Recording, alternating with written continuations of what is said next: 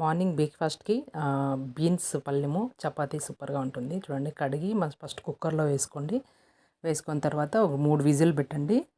బాగా కడుక్కొనేసి చూడండి 3 విజిల్లోకి పెట్టేస్తే అవి ఉడికేస్తాయి బీన్స్. అదైన తర్వాత ప్యాన్ పెట్టి నూనె వేసుకొనేసి ఎర్రగడ్డలు, కరివేపాకు, పచ్చిమిరపకాయలు వేసుకొనేసి బాగా కొంచెం ఎర్రగయ్యేలాగా వేపండి. వేపిన తర్వాత చూడండి నేను పక్కనే చపాతీ చేసుకుంటున్నాను. చపాతీకి అయితే బాగుంటుంది పళ్ళెము. చూడండి కొంచెము రెడ్గా అయింది. ఇప్పుడు మనము బీన్స్ ఉడకపెట్టుకున్న బీన్స్ మరియు బేళ్ళ కొన్ని వేసేసి దాన్ని బాగా కలపాలండి. బాగా కలపాలా.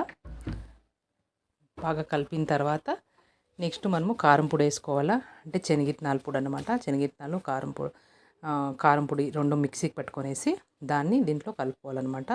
ఆ తర్వాత తగినంత ఉప్పు కూడా వేసుకోవాలా మనము. చూడండి కొంచెం అంటే ఆ తిరుగుబాతులో కలిపేసి మళ్ళీ కారం పొడి చూడండి కారం పొడి కొంచెం వేసేసి కలిపేసేయాలన్నమాట. చూడండి కారం పొడి అంతా కలిపేసిన తర్వాత ఒకసారికి బాగా తిప్పుకోవాలా. అదంతా అంటే దానికంతా కూడా ఈవెన్గా ఫుల్గా కలపాలన్నమాట. కలిపిన తర్వాత ఒక 2 మినిట్స్ వదిలేసేయండి. అప్పుడు చూడండి ఇలా అయిపోతుంది. వేడివేడిగా రెడీ అయిపోయింది. మళ్ళీ చపాతీకి వేసుకొని సర్వ్ చేసుకొని తినడం అనమాట. ఈజీగా అయిపోతుంది, హెల్తీగానే ఉంటుంది, మళ్ళీ టేస్టీగాను ఉంటుంది. Thank you for watching.